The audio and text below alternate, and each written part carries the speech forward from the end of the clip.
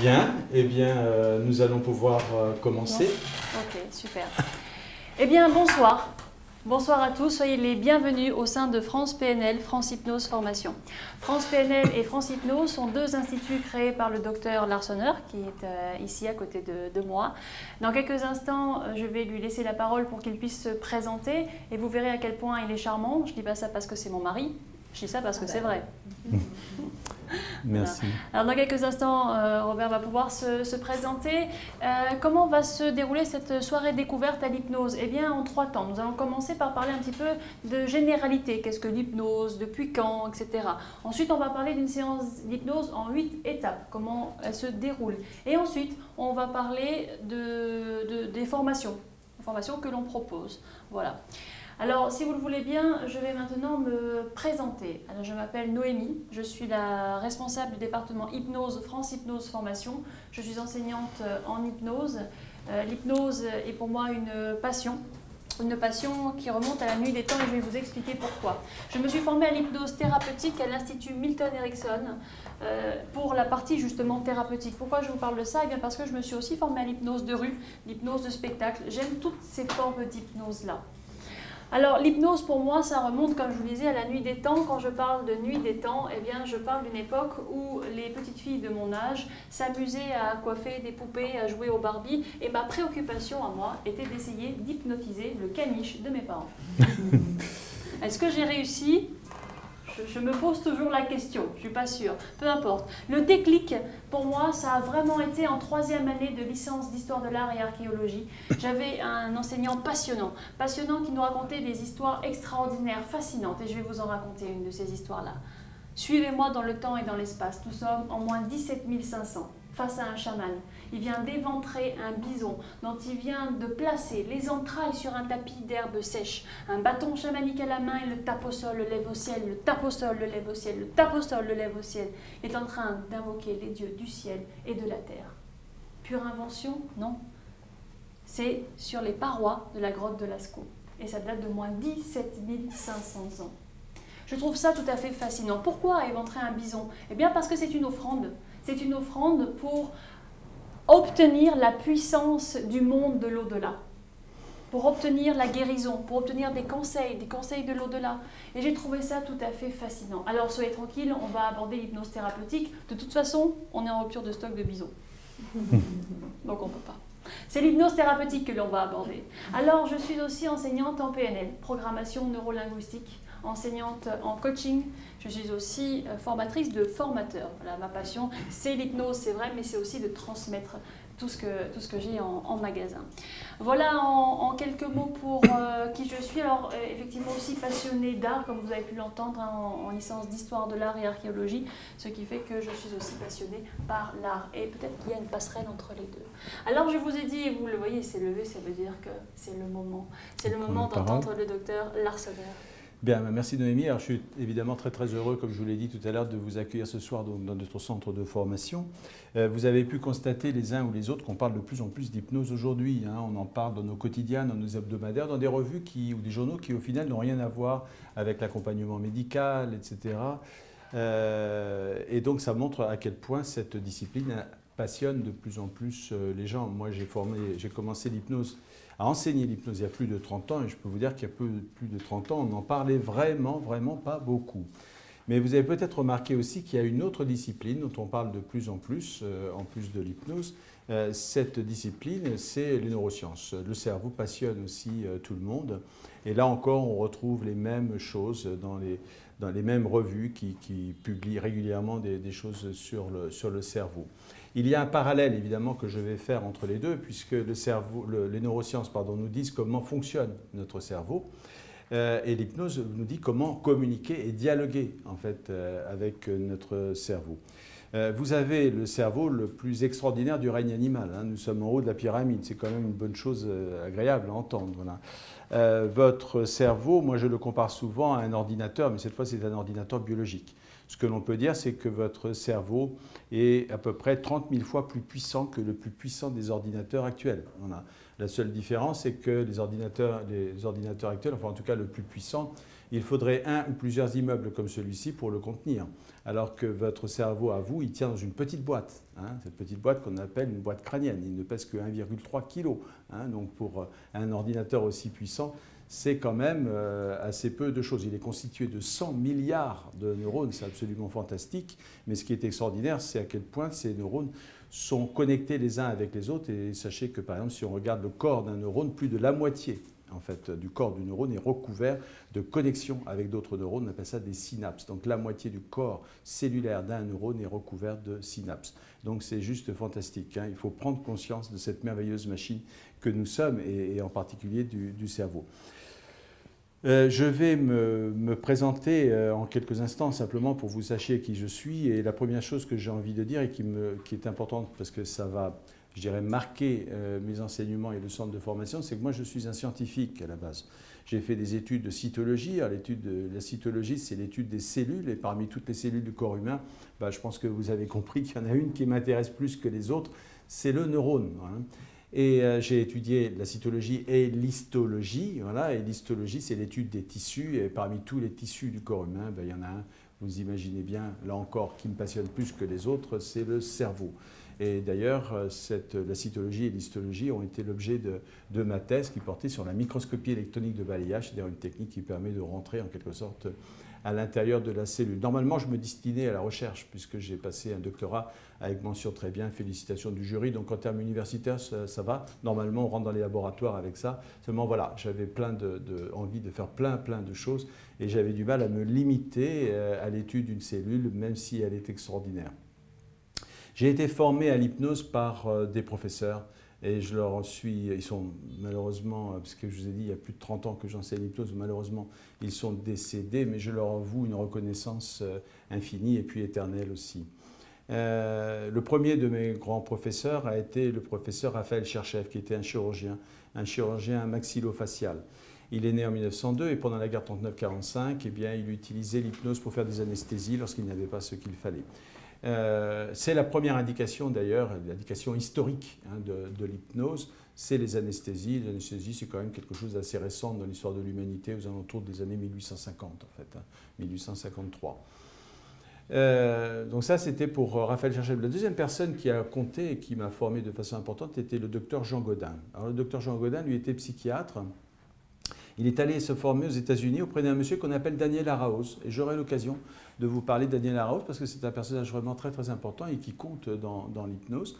Il est revenu en France, Jean Godin, pour créer le premier centre de formation à l'hypnose ericksonienne en France, c'est-à-dire l'Institut Milton Erickson de Paris. Voilà. Et la troisième personne qui a compté de façon vraiment très importante pour moi était le docteur Jacques Quélé. Et le docteur Jacques Quélé, lui, était médecin, il était médecin-chef des armées, il était aussi professeur à l'école polytechnique et c'était un spécialiste et un passionné par la douleur. Mais il était passionné par plein de choses, ce qui fait qu'il a même accompagné des équipes olympiques en fait, pour faire de la préparation mentale. Voilà. Bon, il y a tellement longtemps que je vous parle de ça. Aujourd'hui, la préparation mentale, on sait à quel point elle est importante pour les sportifs. Hein. On peut être techniquement très doué, mais si on n'a pas le mental, eh bien, on l'entend à la télévision régulièrement, ça ne peut pas fonctionner. Voilà. Donc ce sont ces trois grandes personnes qui m'ont formé. Je pourrais citer aussi un autre monsieur, parce qu'il est décédé il n'y a pas si longtemps que ça, qui est le professeur Thierry Melchior. Le professeur Melchior, en fait, était professeur de psychologie en Belgique. Et il a joué un rôle aussi important. Puis j'ai eu la chance avec lui de faire quelques formations. Nous n'étions que 3 ou 4 et c'était un vrai bonheur de se retrouver avec un personnage comme ça lorsque nous étions que 3 ou 4. Voilà. Alors, Noémie vous a parlé de la transe chamanique. La transe chamanique, ça n'a rien à voir avec l'hypnose qu'on pratique. Hein. Comme on l'a dit, on n'a plus de bison ici. Hein. C'est uniquement parce à cause de l'ascenseur qui est trop petit. Hein. Donc, voilà. Alors, cependant, c'est toujours quelque part un petit peu les mêmes mécanismes, c'est-à-dire de rentrer dans un état particulier de la conscience, en fait. Hein. l'hypnose moderne, elle a énormément évolué, et puis elle continue à évoluer de façon extrêmement forte. Hein. Vous savez qu'elle fait une entrée vraiment très très importante à l'hôpital, et moi je pense que ça n'est qu'un début. Il y a déjà quelques années que ça se produit, mais ça n'est qu'un début. Voilà. L'hypnose moderne, elle est influencée par deux grandes choses, en fait. Enfin, la deuxième, je vous dis, c'est pas une chose, c'est une personne, mais d'abord, c'est les neurosciences. Je pense que les neurosciences vont révolutionner complètement l'idée que nous nous faisons du cerveau et comment on communique avec lui. Et puis, le deuxième événement, j'ai envie de dire, qui a complètement révolutionné l'hypnose, ben, c'est une personne. Et quelle personne? Et quelle personne? Et quelle personne? Est-ce que vous vous en doutez? Qui est cette personne? Bien sûr, c'est Milton Erickson. Milton Erickson, ce thérapeute hors du commun. J'aime à peindre mes mentors, vous pouvez en voir un là, Steve Jobs. Il y en a un derrière vous, et c'est Milton Erickson. Milton Erickson est un thérapeute hors du commun. Et alors, oui, vous vous posez la question, je l'ai, mais il est à la maison, je ne vais pas l'amener à l'Institut. Oui. Alors, donc, Milton Erickson est né en 1901, il est décédé en 1980. Il est arrivé au monde en 1901 avec quelques soucis de santé. Quand je parle de soucis de santé, il était amusique, dyslexique et daltonien. Imaginez, il cumule quand même. Et la légende raconte que c'est à l'âge de 17 ans qu'il est atteint d'une poliomyélite invalidante. Il est donc paralysé sur son lit. Et alors qu'il est paralysé sur son lit, les gens pensent, enfin les gens, sa maman et le médecin de famille qui est là dans la pièce d'à côté pensent qu'il n'entend plus rien, qu'il est là mais plus vraiment là. Donc le médecin de famille dit à sa maman, Milton ne passera pas la nuit. Il ne verra pas le soleil se lever. Imaginez dire ça à une maman, c'est indécent, c'est impensable de dire ça à une maman. La maman ne pensait pas que son fils avait entendu. Elle rentre dans la chambre de son fils pour une dernière étreinte, un dernier câlin, un au revoir. Et Milton lui dit, maman, déplace, maman, c'est en anglais tout ça évidemment, mais maman, déplace le coffre qui bouche la vue. Je veux voir le soleil se coucher. Alors, il le verra partiellement se coucher et il tombera dans un coma effectivement. Ce que je veux dire par là, c'est indécent de la part du médecin de dire « votre fils ne passera pas la nuit ». C'est impensable.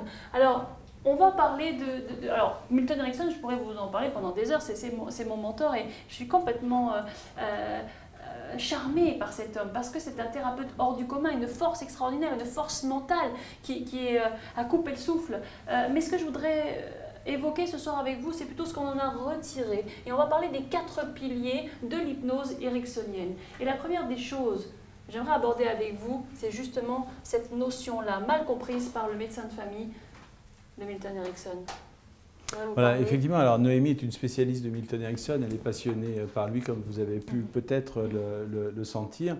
Et on a travaillé ensemble pour essayer d'extraire des points vraiment importants de l'hypnose ericksonienne, de telle sorte que ces points importants viennent imprégner en fait nos formations, au même titre, si vous voulez, que si vous avez un buvard et que vous mettez des gouttes dessus, ben, ça sera imprégné par le buvard. Il y a vraiment 4 points qui se dessinent de façon extrêmement forte en ce qui concerne l'hypnose ericksonienne. Alors, je vais vous parler du premier point.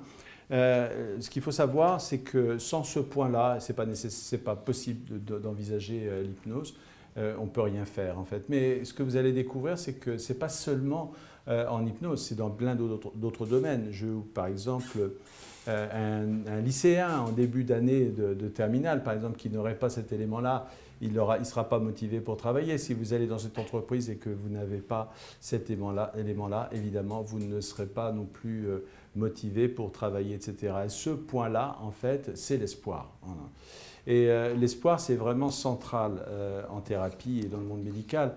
Et les médecins le savent bien, hein, que si une personne ne garde pas espoir dans un traitement, eh bien, on sait que les médicaments fonctionneront moins bien, ses chances de guérison vont diminuer, voire même n'existeront plus. Voilà. L'espoir est quelque chose de fondamental. Je vous ai dit que l'espoir, c'était important aussi pour un lycéen qui va passer le bac. Hein. Vous imaginez, si on lui dit en début d'année, bah, c'est pas possible, tu ne l'auras pas de toute façon, bon, j'imagine qu'il ne va pas travailler beaucoup. Vous imaginez aussi quelqu'un qui rentre dans une entreprise et de toute façon, tu n'évolueras pas, même si tu fais bien ton travail, tu n'évolueras pas.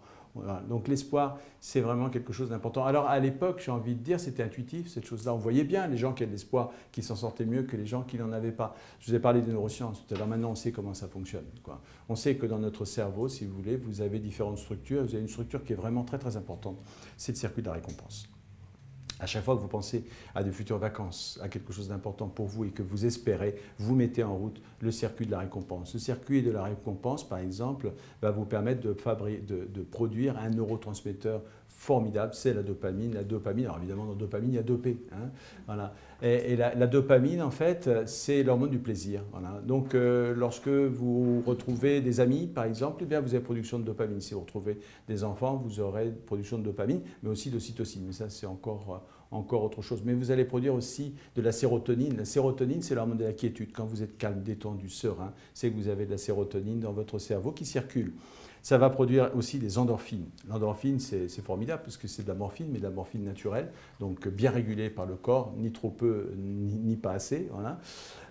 Et au passage, lorsque vous avez un sportif de haut niveau qui espère réussir, hein, il va produire de la dopamine, quoi. Il va produire de la sérotonine, il va produire de l'endorphine. C'est pour ça qu'il y a des gens qui sont épuisés à la fin d'un match, mais qui arrivent, qui trouvent quand même la force, voilà, de faire une balle de match, etc. Parce qu'ils ont une production d'endorphine qui leur permet de ne pas ressentir la douleur. Voilà. Une fois que le match va être gagné, quelques minutes après, parce que l'endorphine a mis du temps pour disparaître, ben là, ils vont peut-être commencer à sentir les douleurs. Voilà. C'est vous dire la puissance de ces substances. Voilà. Alors, c'est vrai que ça produit la dopamine, la sérotonine, etc. Ça produit du plaisir, ça produit également de la force, etc. Mais aussi, ça va inhiber le deuxième circuit dont je ne vous ai pas parlé, qui est un axe. En fait, ce n'est pas un circuit, moi je dis circuit parce que je le mets en parallèle en fait, avec le circuit de la récompense. C'est un axe, c'est l'axe de la peur. Voilà. L'axe de la peur, c'est-à-dire l'axe qu'on appelle hypothalamo-hypophyso-surrénalien, peu importe le nom, ce n'est pas très important. Ce qu'il faut savoir, c'est qu'au bout de cet axe, vous avez production d'adrénaline et de cortisol. Voilà. L'adrénaline, c'est l'hormone du stress. Le cortisol, c'est l'hormone de la dépression. Voilà. Et si vous êtes malade et que vous avez non pas de l'espoir mais du désespoir, vous allez produire de l'adrénaline et vous allez produire du cortisol.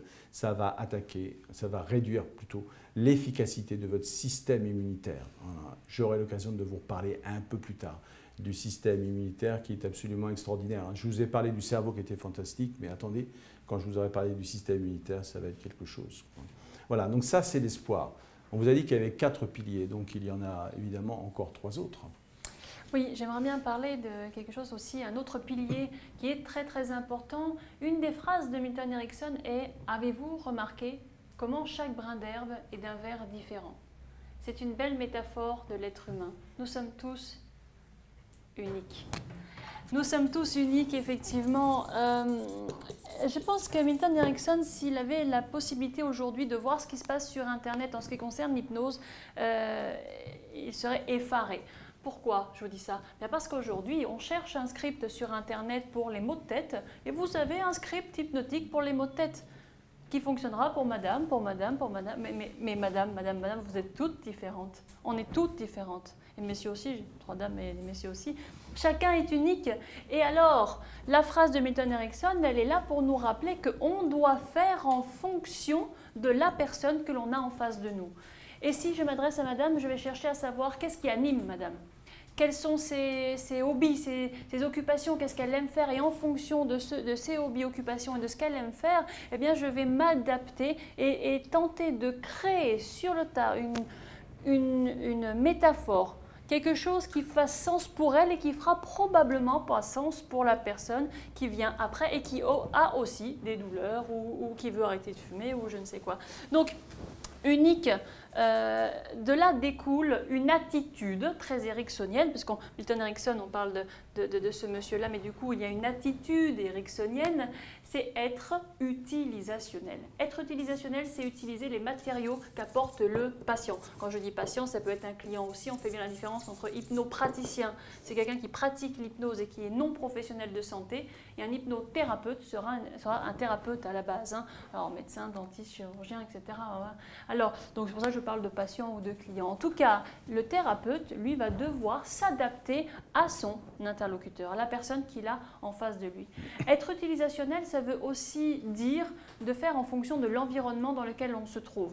Très souvent, les praticiens débutants vont exiger un endroit calme, un endroit où il n'y a aucun bruit. C'est une erreur. On travaille beaucoup mieux quand il y a du bruit. Pourquoi? Parce que le bruit va être analogique de quelque chose qui se passe pour le patient. Le patient vient, il a des préoccupations, son esprit est bruyant. à l'intérieur. Vous voyez, il y a des choses qui l'empêchent de dormir. Il y a probablement de la rumination. Cette rumination sera analogique avec le bruit de l'extérieur. Et on va l'utiliser. Donc, un hypnothérapeute bien formé saura utiliser la chaleur de cette pièce, l'atmosphère de cette pièce, les bruits qu'on pourrait entendre. Et si toutefois quelqu'un se mettait à tronçonner au-dessus, ce serait génial pour la séance d'hypnose. Étonnant, n'est-ce pas? C'est être utilisationnel. Et on accepte tout en hypnose ericksonienne. C'est vraiment un point crucial. Je pense que l'on pourrait maintenant aborder peut-être le troisième point. Troisième point. Alors je vais aborder le troisième point. Je veux juste rebondir un petit peu sur ce qu'a dit Noémie en vous disant que pour nous, le bruit, elle l'a dit à plusieurs reprises, était utilisable dans la séance d'hypnose. C'est pour ça que nous avons reçu des pompiers ici. Et vous savez bien que lorsqu'il y a un accident, c'est très bruyant, quoi. Oui. C'est pour ça que l'hypnose a fait sa rentrée dans une salle d'op. Une salle d'op, c'est bruyant. Voilà. Il y a plein d'endroits où l'hypnose est utilisée et le bruit, nous, non seulement il ne nous gêne pas, mais en plus, voilà, nous allons l'utiliser pour en faire quelque chose. Et d'ailleurs, on préférera une salle avec du bruit qu'une salle où on n'entend absolument rien. Voilà, on déplaise aux débutants qui préféreront l'inverse. Remarquez que le bruit, c'est la vie aussi, hein, on dit. Hein, voilà. Alors, c'est le troisième point maintenant que je vais aborder. Évidemment, c'est un point crucial. Là aussi, si on ne l'avait pas, eh bien, l'hypnose ne fonctionnerait pas, mais tellement d'autres choses ne fonctionneraient pas. Je vous ai dit que vous aviez un cerveau absolument extraordinaire, mais vous avez aussi, je vous ai dit il y a quelques instants, un système immunitaire absolument fantastique, quoi. Et ce dont je vais parler maintenant, ce sont les ressources. Voilà. Alors, par rapport à notre système immunitaire, sachez qu'en ce moment-là, vous êtes attaqué par des bactéries, par des virus. Voilà, il y en a. Simplement, votre système immunitaire, il fait le job, quoi, en fait. Il est en train de les éliminer. Voilà, tout simplement. Si, d'un seul coup, votre système immunitaire tombait en panne, en quelque sorte, il ne fonctionne plus du tout, je pense que vous auriez une espérance de vie qui ne dépasserait pas les 10 jours. Voilà, à peu près. C'est vous dire la force et l'utilité, en fait, de ce système immunitaire. Or, vous connaissez peut-être ça, mais même si vous n'y pensez pas tout de suite, lorsqu'on voit parfois des reportages où on voit des gens dans les hôpitaux qui sont dans des bulles. Ils sont dans des bulles parce que tout simplement leur système immunitaire a été irradié, par exemple dans le cas d'un cancer, etc. Il n'y a plus de cellules de défense et à ce moment-là, la moindre bactérie, le moindre virus, c'est catastrophique. On a tous plus ou moins vu des reportages comme ça à la télévision. Donc nous avons un système immunitaire absolument fantastique. Et il y a eu l'année dernière un prix Nobel qui a été remis à des médecins qui avaient fait de la recherche en immunothérapie. Alors si on voit immunothérapie, on se dit ce qu'ils ont fait, c'est de booster le système immunitaire. Pas du tout. Ils n'ont pas boosté le système immunitaire, il est assez puissant comme ça. C'est simplement qu'ils ont remarqué, si vous voulez, que parfois, ils ont des photos en microscopie électronique justement où on montre une cellule cancéreuse hein, et puis juste à côté, accolé un lymphocyte T4 et le lymphocyte T4 normalement il devrait tordre le cou de la cellule cancéreuse. Alors ils se sont posé la question pourquoi ne fait-il pas le job du lymphocyte T4 tout simplement parce que la cellule cancéreuse elle a un camouflage. Il faut imaginer ça un peu, si j'ose dire, pour simplifier, comme un soldat qui se met des branchages, de l'herbe, des feuilles, etc. sur lui. Et ce qu'ils ont découvert, ce n'est pas le moyen de booster le système immunitaire, c'est juste d'écarter un petit peu le branchage. Et lorsque le lymphocyte T4 repère la cellule cancéreuse, bien là, il va la tuer. Ils ont réussi, grâce à l'immunothérapie, à soigner des cancers qui étaient hors de portée thérapeutique par d'autres techniques. Et je pense que ça n'est qu'un début, puisque le prix Nobel, c'est l'année dernière. Donc vous imaginez, dans 5 ans, dans 10 ans, dans 15 ans, tout ce que ça va donner. Voilà. Évidemment, je parle du système immunitaire, mais je pourrais parler de plein d'autres choses. La puissance de l'hypnose, on va le voir, hein, c'est d'agir sur l'esprit. Et on sait que l'esprit agit sur le corps. Alors vous allez dire, c'est bizarre cette affaire-là, l'esprit agit sur le corps, mais vous connaissez peut-être l'effet placebo. L'effet placebo, c'est quand on donne un faux médicament à quelqu'un. Mais on ne lui dit pas. On lui dit c'est un médicament extraordinaire. Eh bien, curieusement, on voit que dans un certain nombre de cas, il y a des gens qui sont améliorés, voire guéris parfois, par un faux médicament. Alors, qu'est-ce qui fonctionne? C'est l'esprit. Et c'est ça qui nous intéresse. Nous, c'est comment donner, on l'a dit au début, de l'espoir pour que les gens puissent accéder à ces ressources. L'esprit est un grand guérisseur, c'est pas de moi. Oui, hein, j'étais en train de penser à ça. L'esprit est un grand guérisseur, oui. ça date. Ça date, hein, ouais. 2400 ans, il y a 2400 ans. C'était Hippocrate hein, qui a dit ça. Mais vous voyez, c'est pas nouveau. Hein. On sait bien, évidemment, tout ça. Et il peut même, au passage, l'esprit nous rendre malades. Hein. Si c'est un grand guérisseur, vous connaissez tous les maladies psychosomatiques, évidemment. Et puis, qui n'a pas dit à une personne hein, qui était un peu trop stressée ou un petit peu mal, si tu continues, tu vas finir par te rendre malade, quoi, en fait. Hein, voilà. parce qu'on sait bien à quel point l'esprit peut agir. Donc les ressources, elles sont extraordinaires. Il y a juste un piège dans lequel il ne faut pas tomber, évidemment on apprend tout ça, c'est qu'il ne faut pas parler de ressources à quelqu'un. Voilà. Tout comme il ne faut pas lui dire « garde espoir voilà, » ou « tu as beaucoup de ressources ». Parce qu'à ce moment-là, curieusement, bien, on crée des résistances. Vous allez voir ce soir qu'en fait, il faut s'adresser à l'inconscient et pas au conscient. Si vous dites à quelqu'un, par exemple, « tu as des ressources pour guérir », il va vous dire bah, si j'avais des ressources, enfin il peut vous dire plein de choses, mais il peut vous dire par exemple, mais si j'avais des ressources, je ne serais pas malade. Voilà. Si j'avais des ressources, je n'aurais pas besoin de médecin, etc. Donc il ne va pas vous croire, il va résister. Puis je connais quelqu'un qui a le même problème. Bon voilà, là vous êtes mal parti parce que vous allez devoir argumenter, contre-argumenter, ça va être compliqué. Donc il faut parler de ressources sans jamais dire le mot. Et vous allez voir, on va beaucoup parler de ça. Il faut à chaque fois contourner les résistances en fait du conscient et accéder à l'inconscient. C'est pareil pour l'espoir. Ne dites pas à quelqu'un, il faut que tu gardes espoir. Voilà. Donnez-lui des occasions de garder espoir, mais ne lui dites pas le mot. Et évidemment, ce que je viens de dire, ça va nous conduire tout droit, en fait, au quatrième pilier. Aux résistances. Aux résistances. Alors les résistances, c'est exactement pareil que pour le fait d'être utilisationnel. C'est-à-dire qu'un praticien débutant va vouloir une salle où il n'y a aucune sollicitation, aucun bruit, pensant que le silence serait une aide. Et bien de la même manière, on va préférer, lorsque l'on débute, un patient qui lâche prise facilement. Ouais. On se dit, bon, celui-là, il lâche prise facilement, il va falloir faire une petite relaxation, puis ça va aller. Oui, mais en réalité, ce qui est très intéressant lorsqu'on est hypnopraticien, c'est de travailler avec des gens résistants. Et de toute façon, les personnes qui consultent sont très souvent des personnes résistantes. Alors, comment traiter la résistance? C'est génial, la résistance. Il faut aller avec. On aurait tendance à croire qu'il faut aller contre la résistance. D'ailleurs, les gens qui résistent sont des gens qui sont contre la vie en général, d'ailleurs. Vous voyez ça me fait penser à un cours d'eau, un fleuve. On voit bien le fleuve comme ça, il est fort, il a une force importante et il coule comme ça. Si on a envie d'aller contre le fleuve, bon, ok, je me mets face comme ça au fleuve, qu'est-ce que je fais? Je me fais déborder par les flots et c'est tout ce qui se passe parce que le fleuve sera de toute façon plus fort que moi. Par contre, je peux comme ça tranquillement dévier le fleuve et la force du fleuve elle-même va créer un autre lit, un nouveau lit. Mais j'utilise bel et bien la force du fleuve pour ce faire. Vous voyez? Ça me fait penser aussi à Bertrand Piccard, vous le connaissez probablement, le premier tour du monde en ballon, aéronaute et psychiatre. Ouais, parfois, il y a des associations un petit peu étranges.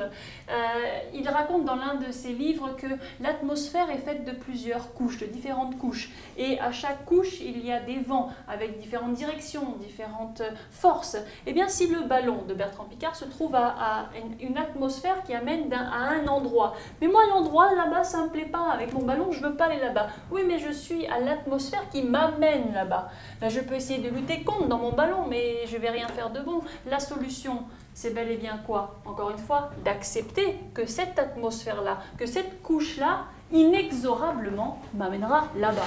Et je ne peux pas faire autrement. Je ne peux pas lutter contre... Est-ce que vous avez déjà essayé de capturer le vent? Hein? Est-ce qu'une barque peut lutter contre la tempête? Un bateau non plus ne le peut pas. Donc si cette atmosphère m'amène là-bas, la seule chose que je puisse faire, c'est lâcher du lest, prendre de la hauteur et trouver l'atmosphère qui m'amènera là où je le désire en utilisant la force naturelle des éléments. C'est la seule chose que je puisse faire. De la même manière, Erikson, pour illustrer cela, raconte l'histoire de lorsqu'il était petit, dans la ferme de ses parents, il trouve un âne. Et cet âne-là, il est là et la personne à l'intérieur de cette ferme cherche à faire rentrer l'âne dans un enclos. Et pour ce faire, il tire le licol de l'âne pour chercher à le faire rentrer dans l'enclos. Toute sa force de ce grand monsieur-là pour aller dans l'enclos. Et Erikson regarde ça, il trouve ça un petit peu stupide, ridicule, et il dit mais ça ne fonctionne pas. Bah oui, bah si tu es plus malin que moi, Milton, vas-y. Mais oui, et il y va. Et que fait-il? Milton se met derrière l'âne, commencez à comprendre, qu'est-ce qu'il va faire? Tirer la queue de l'âne. Et en tirant la queue de l'âne, que se passe-t-il? L'âne va dans l'enclos. Et oui, il utilise, tout à fait, il utilise la force naturelle de l'âne. Si on le tire par le licol et que ça ne marche pas, on a beau prendre le plus imposant des hommes qui soit, l'âne ne veut pas. Ça ne fonctionnera pas. Erikson a compris ça très tôt. J'utilise la force naturelle de l'animal et alors, il va dans son enclos tirant la queue. Eh bien, c'est ce que nous allons faire. Bon, avec nos patients, on a des techniques, hein, voilà, évidemment. On a des techniques, toutes ces techniques-là vont permettre d'utiliser la résistance des gens. Et ça va être extraordinairement riche d'utiliser, parce que quelqu'un qui résiste, je vous assure qu'il est très puissant. Hein. Il met toute sa puissance en œuvre pour lutter contre, alors qu'il a envie puisqu'il est là, en thérapie. Vous voyez, on va utiliser sa puissance. Et quand on utilise sa puissance naturelle, alors là, ça va faire des miracles, vraiment. Donc la résistance, c'est quelque chose de fondamental. Ça m'amène à avoir envie de vous parler, je suppose que Robert est d'accord avec cette envie que j'ai interne, de parler de la communication et des messages que l'on entend. On est bombardé de messages positifs, négatifs, qui viennent comme ça de l'extérieur depuis que l'on est né. Depuis qu'on est arrivé au monde, on entend des gens qui disent c'est bien ce que tu fais, c'est génial, ou au contraire t'es nul un peu en maths, hein, on dirait que c'est pas ton truc les maths, hein, t'es un peu nul, etc. Ces suggestions-là que l'on entend, qui viennent de l'extérieur, parfois on se les approprie et ça devient ce qu'on va appeler une croyance aidante ou une croyance limitante. Je m'approprie ce message et ça rentre à l'intérieur de moi et ça devient quelque part un programme d'action. C'est-à-dire que ce que j'ai à l'intérieur de moi m'amène à agir et à réagir. Alors, peut-être pourrions-nous justement parler de tous ces messages qui nous viennent de l'extérieur. Voilà, on va parler effectivement de tous ces messages. Alors pourquoi est-ce qu'on va parler de messages? Tout simplement parce que dans l'hypnose, on donne des messages. En fait, moi je dis souvent qu'apprendre l'hypnose, c'est apprendre à murmurer à l'oreille de l'inconscient. Évidemment, je fais un parallèle avec murmurer à l'oreille des chevaux. Hein. C'est un film que vous avez peut-être vu. Hein. Alors à la force brute, en fait, on a vu que si on veut opposer notre force à la force de quelqu'un, on va avoir une force plus subtile et raffinée qui est l'intelligence, en fait. Donc on va apprendre à donner des messages. Alors vous avez reçu des messages tout au long de votre vie, hein, dès votre naissance et probablement même avant votre naissance, puisqu'on sait qu'un bébé, lorsqu'il est dans le ventre de sa maman, ce n'est pas encore un bébé, c'est un fœtus, hein, et il entend des sons, etc. Mais bon, là c'est un petit peu compliqué, prenons simplement à la naissance. Dès la naissance, on commence à entendre des messages. On peut dire, pour simplifier, 2 catégories de messages. Évidemment, je pourrais dire 3 en parlant des messages qui n'impactent pas du tout, mais on va parler de messages positifs et de messages négatifs. D'ailleurs, on va vous dire tout à l'heure, ces messages, bon, en hypnose, on appelle ça des suggestions. Hein, voilà. Ces messages positifs, en fait, ils vont évidemment aller dans le bon sens et puis impacter. Si ces messages positifs sont donnés par une personne qui n'est pas importante pour vous, ça peut très bien, comment dire, entrer par une oreille et sortir par l'autre. Voilà. Mais si ces messages sont donnés dans certaines conditions, on va voir les conditions après, eh bien ils peuvent se transformer en programme d'action. Par exemple, imaginez, puisque je parle de messages positifs, imaginez un enfant, par exemple, de 2 ou 3 ans, à qui vous dites, eh bien, tu fais des belles choses, tu es extraordinaire, si tu travailles, tu peux faire des choses formidables. On va lui envoyer des tas de messages positifs. Par exemple, quand il va faire quelque chose de bien, on peut lui envoyer comme message. Alors nous, on a une fille, Noémie et moi, qui a 3 ans. Voilà, donc ça nous permet de voir en temps réel le développement de son cerveau. Et ce qu'on a remarqué, c'est que lorsqu'elle était toute petite, auparavant, la première fois qu'elle a mis un cube sur un autre, voilà, qu'elle a réussi à faire ça, eh bien, on lui a envoyé un message positif. Et ce message positif était de 2 niveaux. Le premier niveau, c'est un message verbal, donc des mots. On lui a dit bravo. Voilà. Donc elle était... Alors, elle ne savait pas encore ce que c'était que le mot bravo, mais elle l'a compris à force de le dire, quoi. Et puis en même temps, on a applaudi. Voilà. Jusqu'au jour, en fait, où j'étais en train de travailler sur la table d'à côté, elle était en train de faire des choses, et je l'ai entendu dire bravo et s'applaudir. Voilà. Ça veut dire qu'elle avait pris en main, en fait, les choses. Voilà. Alors, ces messages positifs, évidemment, on en reçoit plein. Tu es formidable, tu peux réussir, les gens, si tu les écoutes et si tu fais ce qu'il faut, etc., peuvent t'apporter beaucoup de choses, enfin bon, plein de messages comme ça, qui sont, nous, on va dire, plutôt des messages aidants, quoi. Le fait est qu'il n'y a pas que des messages aidants, hein, dans la vie, on reçoit aussi une autre catégorie de messages, ce sont des messages négatifs, quoi. Tu es formidable, c'est chouette, tu es nul, ça l'est moins. Et pourtant, on l'entend, ça. Tu es nul, tu n'y arriveras pas, la vie est trop compliquée pour toi. Méfie-toi des gens, il faut faire attention. Hein, c'est compliqué.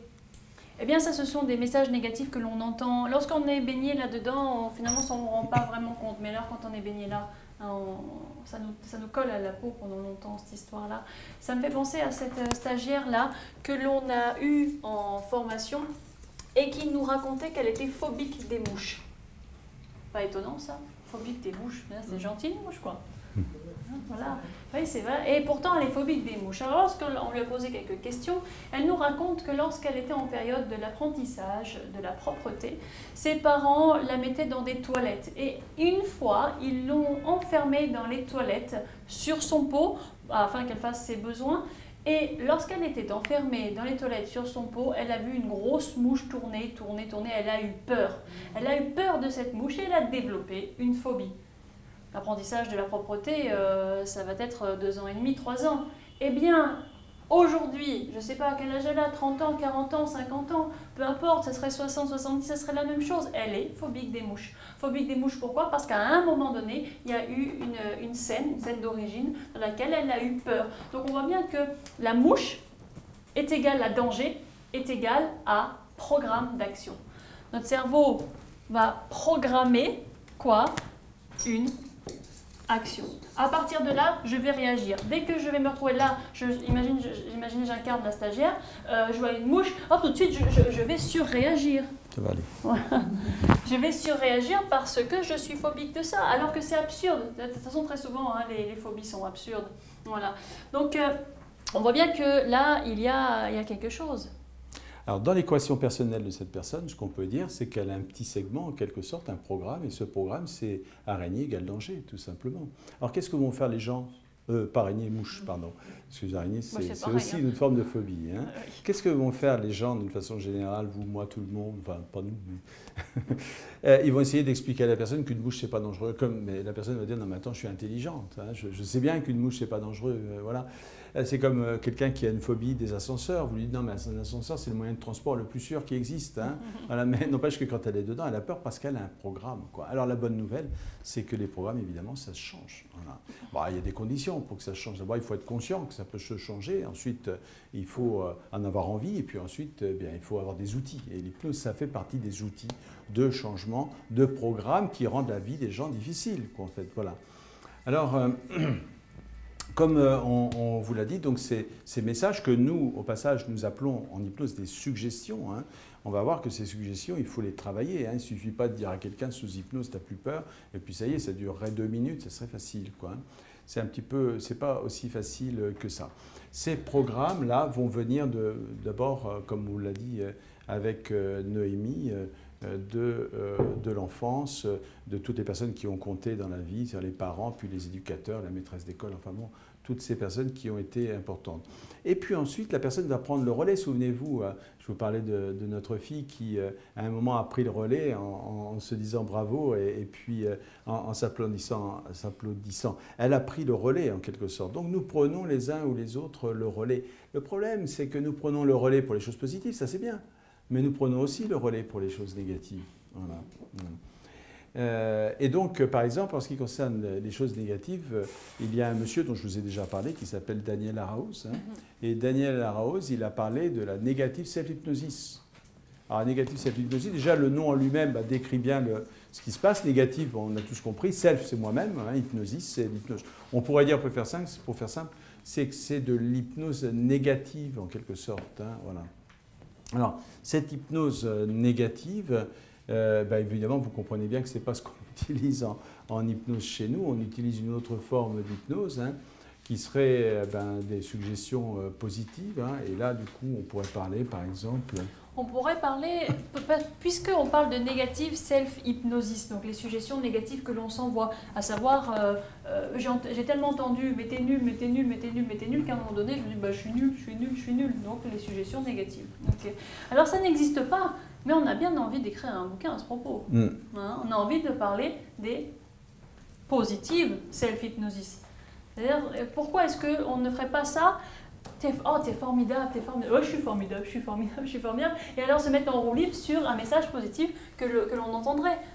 Mais alors, si on parle de ce postulat-là, qu'on pourrait reprendre des choses agréables qu'on nous dit et les mettre en roue libre à l'intérieur de nous, mais on pourrait peut-être créer quelque chose de formidable, c'est-à-dire faire un genre de visualisation mentale par rapport à quelque chose qui n'est pas encore, mais que je souhaite voir advenir.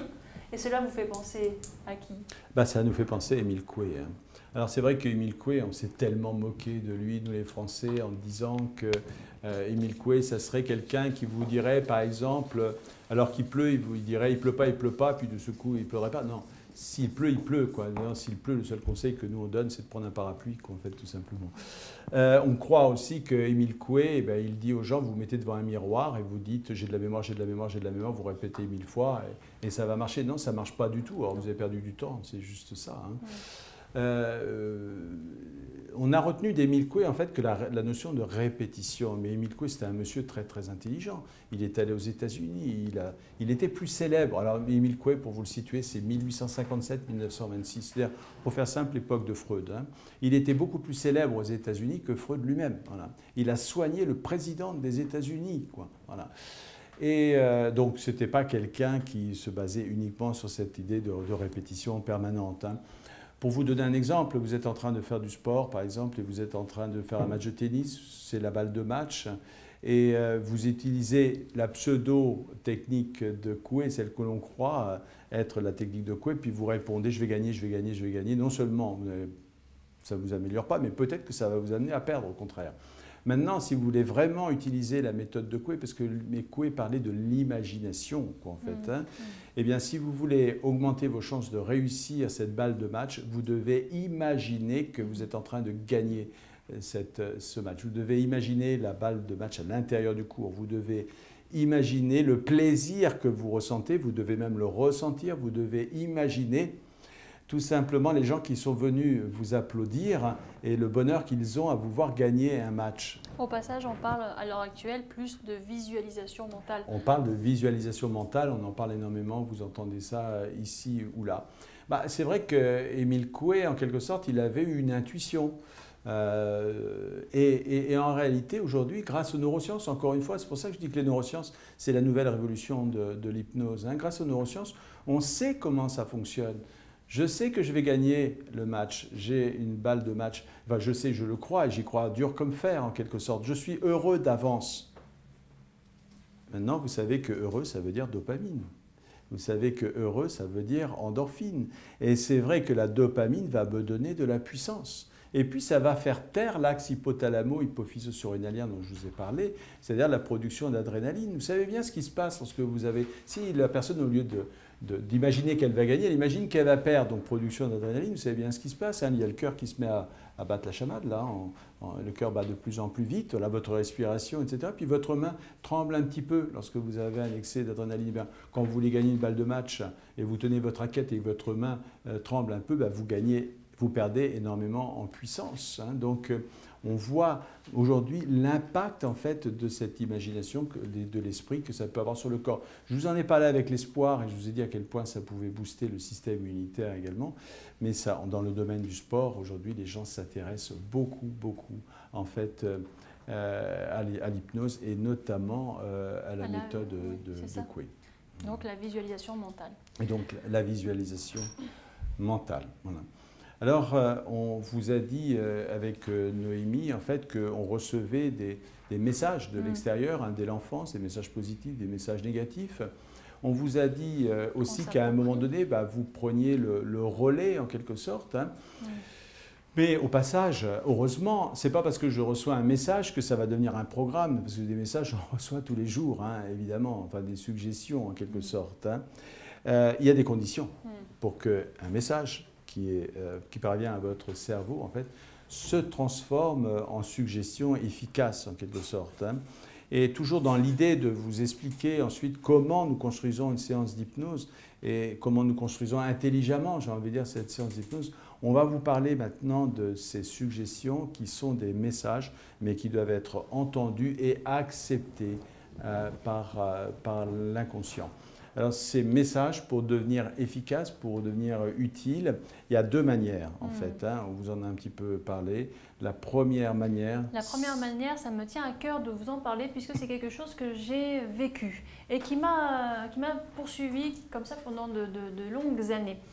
J'étais en CM1 et en CM1, il y avait marqué sur mon bulletin scolaire très régulièrement « et là physiquement ». J'étais probablement très rêveuse, mais comme beaucoup d'enfants de cet âge-là. Bon, mais a priori, la maîtresse n'aimait pas vraiment que je sois là physiquement. Donc, à un moment donné, elle a fait ce qu'il fallait pour pouvoir voir ma maman. Donc, elle a convoqué ma maman. Et ce que je vous raconte, c'est le moment où on est dans la salle de classe. Et la maîtresse s'adresse à ma maman et dit « Madame, votre fille, elle est nulle. Particulièrement en orthographe. Elle ne sait rien écrire, elle ne peut rien orthographier, elle fait une faute à chaque phrase. Vous voulez que je vous le prouve? » Et elle s'adresse à moi et elle dit « Noémie, peux-tu épeler le mot maillot ?» Maillot. Bon, c'est dans le sud de la France, mayonnaise, non? Maillot de bain, bon. J'en ai déduit que c'était maillot de bain de toute façon. J'ai dit M-A-I-O. Vous voyez comme elle est nulle, votre fille? Et là, ma maman, votre avis, quelle est la réaction de ma maman? Eh bien, elle se met à pleurer. Est-ce qu'elle avait honte? Est-ce qu'elle était triste? Est-ce que... Je n'en sais rien, elle n'a rien dit, elle a juste versé une larme. Là, je fais 1m72. Mais à cette époque-là, j'étais là. Et là, quand on est là et qu'on voit ce qui compte le plus au monde, sa maman, qui pleure parce qu'on a dit maillot, M-A-I-O, là, on parle d'émotions fortes. Et parce qu'il y a ce terreau émotionnel fertile, là, je vois ma maman pleurer parce que j'ai dit maillot comme ça. Et eh bien, ce terrain émotionnel fertile est favorable pour faire germer la graine. La graine, c'est quoi? C'est la suggestion. La suggestion, c'est quoi? C'est votre fille est nulle, particulièrement en orthographe. C'est une suggestion négative de la part de la maîtresse qui a germé en moi comme une croyance limitante. Et je me suis dotée d'une croyance limitante qui fait que à 20 ans, j'ai cru que j'étais nulle en orthographe, à 30 ans, j'ai cru que j'étais nulle en orthographe, et je me suis libérée de cela grâce à l'hypnose, et il n'y a pas si longtemps que ça. Je me débrouillais pour ne jamais avoir trop à écrire. J'écrivais pour moi, mais dès que c'était public, je faisais très attention, parce que c'était gravé dans ma tête. On voit bien que l'émotion forte, c'est vraiment un terreau émotionnel fertile. Quand vous êtes dans une émotion, quelle que soit l'émotion, à partir du moment où elle est forte, cela permet d'implanter à l'intérieur de vous des croyances. Aidantes, tant mieux, limitantes, c'est souvent le cas. Et il y a un deuxième chemin. Alors j'avais marqué justement ce premier chemin, c'est l'émotion forte, mais il y a probablement un deuxième chemin. Alors effectivement, il y a un deuxième chemin. Alors vous voyez à quel point, donc Noémie l'a dit, à quel point une émotion peut transformer un message en fait en programme. Hein. On pourrait imaginer aussi bien d'autres situations. Hein. Vous en avez certainement vécu, mais on a vu aussi une stagiaire qui un jour, à l'âge de 5 ou 6 ans, assiste à une noyade et c'est donc une émotion très forte, là encore. Et là, maman et papa lui disent « Tu vois que la mer, c'est dangereux, on te l'a dit, quoi. » Et donc, elle a mis comme programme « mer égale danger » et du coup, elle a toujours eu peur de l'eau jusqu'à ce qu'elle vienne ici, puis qu'on la débarrasse de cette croyance. Alors, c'est vrai que la mer, c'est dangereux, oui. Oui, voilà, mais au passage que tu dis là me fait penser que si ma maman, à ce moment-là, m'avait regardé avec un air de connivence, si elle m'avait à ce moment-là regardé avec complicité, un petit clin d'œil ou quelque chose, je n'aurais pas eu cette émotion forte et ça n'aurait rien fait. Vous voyez? Ça aussi, c'est intéressant. Effectivement, ce que tu dis là me fait penser à ça. Voilà. C'est-à-dire que ces programmes, ils ne sont pas automatiques, en fait. Hein, voilà. On peut les modifier. Et si les parents, au lieu de dire « tu vois, la mer c'est dangereux », ils auraient très bien pu donner à leur enfant un message de sécurité en disant « tu vois, il ne faut pas aller se baigner toute seule lorsqu'on est petit, quoi. Il faut être accompagné d'un adulte, hein, ou alors mettre sa bouée. » Voilà. Et à ce moment-là, oui, c'est ce que l'on fait, ce sont des messages de sécurité. Voilà, donc comme Noémie l'a dit, les émotions, en fait, eh bien, ça transforme, hein, c'est une sorte de catalyseur, ça transforme un message, une suggestion, en fait, un message, pardon, ça le transforme en suggestion qui va s'intégrer à l'équation de la personne. Mais il y a une autre façon. Il y a une autre façon et c'est la répétition, quoi, en fait. Hein. C'est-à-dire que si vous entendez dans votre enfance encore et encore et encore que vous êtes une petite fille ou un petit garçon qui a un bel avenir parce que parce qu'il faut lorsqu'on travaille, eh bien, on peut réussir. Ou quand on travaille, quand on a du plaisir à faire les choses, on les fait mieux que quand on a du déplaisir. Si vous entendez ça, que vous êtes, comme on l'a dit, un petit garçon, une petite fille formidable, mais encore et encore et encore, à ce moment-là, vous allez avoir un message qui va venir s'intégrer à votre propre équation. Mais là, c'est un message positif. Mais vous avez bien évidemment des messages négatifs aussi. C'est-à-dire que si on vous dit, tu sais, le monde, c'est trop compliqué, aujourd'hui, on ne peut plus rien faire, quoi. Et si... Alors, ce n'est pas forcément quelque chose qu'on dit directement à l'enfant. Ça peut être aussi l'enfant qui est à table, en fait, et qui entend maman et papa qui disent ça, et qui en parlent tous les jours, quoi, qui commentent les infos tous les jours, et qui disent, tu vois, le monde est pourri, aujourd'hui, on ne peut plus, c'est perdu, etc. Et l'enfant, il entend ça. Et il se fabrique un programme, en quelque sorte, et il intègre ça à son équation, et puis plus tard, ça va donner, évidemment, des difficultés pour lui. Alors, je vous ai parlé des parents. C'est compliqué le métier de parent. Hein. D'ailleurs, lorsqu'on a fait des erreurs, on le sait beaucoup plus tard. Hein. Donc, puis en plus, il n'y a pas de formation hein, pour être bon parent. C'est très complexe. Hein. On est bien placé pour le savoir. On ne sait pas, on découvrira peut-être dans 15 ans qu'il y a quelque chose qui aurait pu être fait autrement. Mais il n'y a pas que les parents. Il n'y a pas que les parents. C'est-à-dire qu'il y a aussi... les gens ne sélectionnent pas leur nounou à partir de ça. Mais si vous avez une nounou qui est positive, qui croit en la vie, qui croit en l'avenir, etc., elle programme votre bébé, en fait, à ce genre de choses. Et souvent, vous savez bien, en région parisienne, parfois, les enfants, ils passent plus de temps avec la nounou qu'avec les parents parce qu'on part au travail tôt à cause des transports, ensuite on rentre tard, on va récupérer, puis quand on rentre, il est tellement tard qu'il faut donner à manger, puis ensuite coucher le bébé, et c'est la même chose demain, etc. Donc il n'y a jamais que le samedi et le dimanche, mais là, maman et papa sont fatigués, donc bon, c'est pas si simple que ça. Mais retenez quand même qu'il y a deux façons, en fait, de transformer un message en suggestion qui va s'intégrer à l'équation de la personne, c'est-à-dire la répétition et puis l'émotion. Et souvenez-vous aussi, comme on l'a dit tout à l'heure, que le conscient, lui, il est prêt à refuser plein de choses et qu'il va falloir apprendre effectivement à contourner les résistances du conscient. Voilà. Là, nous avons jeté tout ça, ça va imprégner véritablement nos séances d'hypnose et ça va éviter, si vous voulez, aux séances d'hypnose, d'être quelque chose de purement mécanique, en fait. Hein. Voilà, il y a ces éléments-là qui vont teinter, comme je vous l'ai dit, les séances d'hypnose. Alors, avec Noémie, on va vous parler dans quelques minutes, en fait, on va vous parler des séances, des 8 étapes hein, pour réaliser une séance d'hypnose. Alors, 8 étapes, hein, ça c'est nous hein, qui faisons ça. Hein. Vous pouvez trouver dans d'autres livres et ailleurs 3 ou 4 étapes. Hein. C'est très bien aussi. Hein. Je ne dis pas que les autres qui font en 4 étapes, c'est pas bien. C'est simplement que nous avons fait des étapes en fonction d'un élément qui est central et très important, puisqu'on a un centre de formation, c'est la pédagogie. En fait. Et vous allez voir que chaque étape, elle a du sens. Voilà. Mais peut-être que juste avant de parler des étapes, on pourrait parler de la communication. On pourrait parler de la communication, parce que tout ça, au final, c'est de la communication. Voilà. Et la communication, plutôt de comment est-ce que l'on fait pour faire une séance d'hypnose? Ah oui. Est-ce qu'il y a besoin d'avoir une voix chaude et enveloppante? Est-ce qu'il y a besoin d'avoir un regard particulier? Est-ce qu'il y a besoin d'avoir une présence? Oui, bon, tout ça, c'est sympathique. Mais non, il suffit tout simplement de savoir parler. Mais savoir parler correctement. Les mots sont très importants. Les mots que nous utilisons vont parler tantôt au conscient et tantôt à l'inconscient. Et parfois, d'ailleurs, ils disent le contraire à l'un et à l'autre. Et oui, et tout dépend, justement, tout dépend de qu'est-ce que l'on va dire. Imaginez une secrétaire médicale qui vous accueille et qui vous dit « Ne vous inquiétez pas, ça ne va pas faire mal ».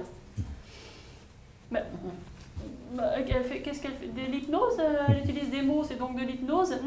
Oui, elle vous met en transe négative en réalité. Parce qu'avec ces mots-là, elle vous dit ne vous inquiétez pas, ça fera pas mal. Inquiétez mal. Ça, ce sont deux mots que votre inconscient capte. Tandis que le conscient, lui, qu'est-ce qu'il comprend? Finalement, le concept, qu'est-ce que ça veut dire? Vous inquiétez pas, ça va pas faire mal. C'est cool, ça va aller. Ouais, c'est ça le concept, c'est ça la traduction. Donc vous avez une partie de la communication qui parle au conscient, tandis qu'une autre partie de la communication parle à l'inconscient. Et dit le contraire.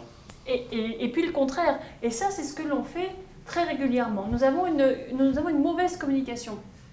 Nous allons apprendre à avoir une communication d'influence positive. C'est essentiel. Un bon hypnothérapeute aura une communication d'influence positive, essentielle. Donc évidemment, on utilise des mots, mais on utilise des mots tous les jours. Simplement, nous allons utiliser les mots à bon escient, avec une stratégie. Il y a énormément de stratégies derrière une séance d'hypnose, en ce qui concerne en tout cas les mots que l'on va utiliser. Alors c'est un chapitre qui me tient tout particulièrement à cœur et j'aimerais vous parler d'une expérience issue des recherches de Paul Václavic, un personnage important lorsque l'on parle de l'école de Palo Alto, de la programmation neurolinguistique. L'expérience proposée par Paul Václavic est la suivante. Il vous invite à dessiner de manière assez claire l'homme plante un arbre. Bon, ok, facile, bon, merci. L'homme plante un arbre, un homme, solution graphique de notre choix, plante un arbre, ok, je dessine un sapin, c'est facile à faire. Oui, c'est bien moi qui ai fait l'étoile, hein, je n'ai pas menti. Alors, l'homme plante un arbre, c'est facile. Mais maintenant, Paul Václavic nous dit, essayez, sans aucune ambiguïté, aucune, de dessiner l'homme ne plante pas d'arbre.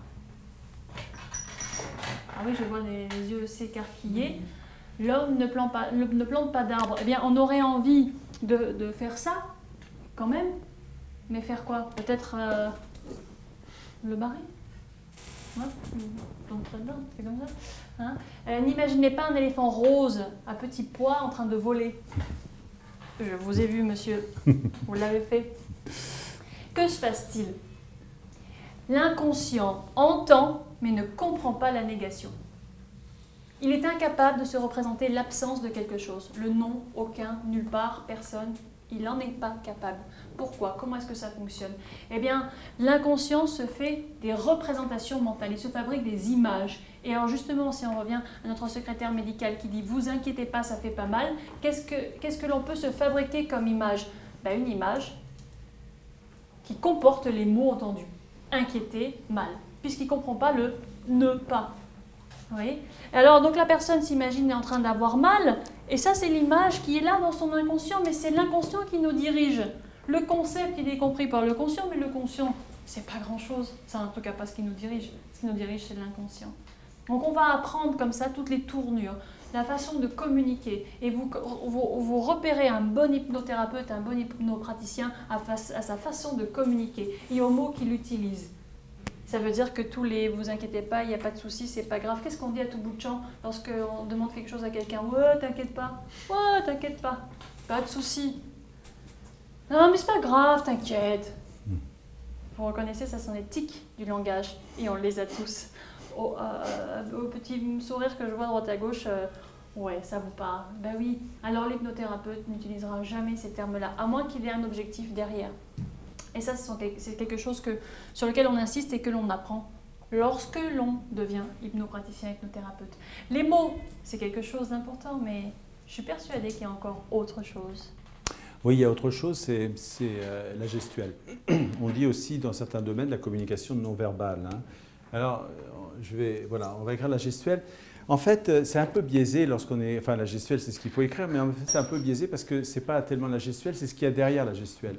C'est-à-dire les émotions en réalité. Hein. Si votre gestuelle est calée à vos émotions, ça va être une gestuelle sincère.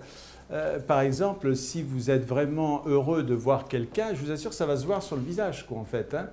Mais imaginez maintenant un vendeur qui rencontre un client par hasard dans Paris et qui dit à ce client « Ah, ça me fait plaisir de vous voir », alors que ça ne lui fait pas plaisir du tout, c'est plutôt un client embêtant, etc. Mais il ne va pas lui dire hein, « Ah, monsieur, vous êtes vraiment un client embêtant, ça me gêne de vous rencontrer. » quoi. Donc il va lui dire « Ça me fait plaisir de vous rencontrer », mais sur son visage, sur son corps, on va bien voir que ça n'est pas vrai.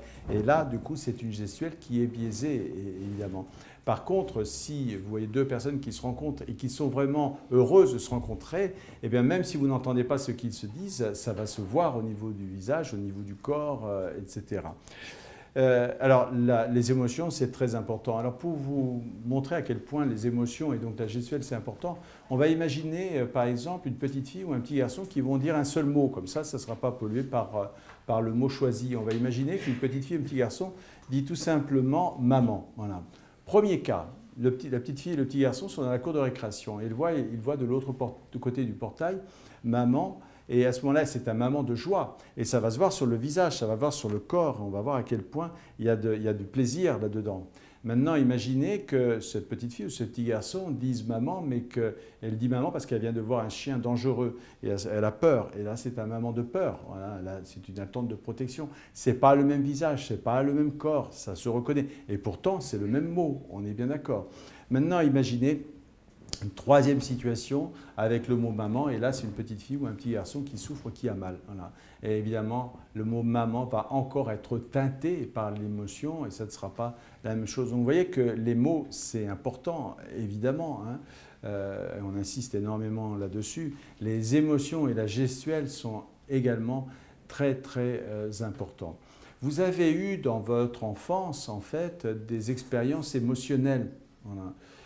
Par exemple, ou physique, hein. Par exemple, étant petit, vous êtes tombé et vous êtes fait mal, voilà, au genou. Et à ce moment-là, vous avez eu une douleur et vous avez relié le mot douleur et le mot mal à cette sensation. Voilà. Et vous avez classé, en fait, ces mots-là eh bien, dans une liste qui est la vôtre et qui est une liste de mots rouges. Voilà. Et puis, vous avez entendu aussi des mots agréables, hein, comme le mot agréable, comme le mot plaisir, le mot doudou, gentillesse, bonheur, gentil, etc. Dans le mot mal, d'ailleurs, on peut mettre le vilain, méchant, loup. Hein, voilà. Ça, c'est des mots négatifs. Et puis, vous avez eu dans votre catalogue des mots verts aussi. Et à chaque fois que vous utilisez un mot, ce n'est pas tellement le mot en lui-même, c'est ce que ça va réactiver dans votre cerveau qui a connecté le mot à une émotion. Donc, comme je vous ai dit, vous avez le circuit de la peur et le circuit de la récompense à chaque fois que vous activez le circuit de la peur. Avec un mot, eh bien, vous mettez en route dans votre cerveau des neurotransmetteurs qui ne sont pas très, très agréables. Voilà. Et j'ai utilisé le terme pas très, très agréable. J'aurais pu dire aussi désagréable. Voilà. Donc, en fait, communiquer, et là on arrive pratiquement à la fin de la partie, je dirais, pré-séance d'hypnose. Communiquer, ça va être dans la maîtrise, en fait, du langage. Donc, on va tout simplement apprendre à parler, à utiliser les mots appropriés, hein, et puis à utiliser également les émotions et puis les sensations qui vont parler à l'inconscient plutôt qu'au conscient. Nous, on sait bien que lorsque vous parlez à une personne, vous ne parlez pas à une personne monolithique, vous parlez à deux parties de la personne. Une partie, c'est la partie consciente et une autre partie, c'est la partie inconsciente. Milton et Erickson vous auraient dit, s'il était là, vous êtes entré dans cette pièce avec votre esprit conscient et votre esprit inconscient. Le grand patron, c'est l'inconscient. C'est lui qui commande, en fait. Hein, voilà. Le conscient, lui, il est là pour gérer les actions dans l'instant, etc.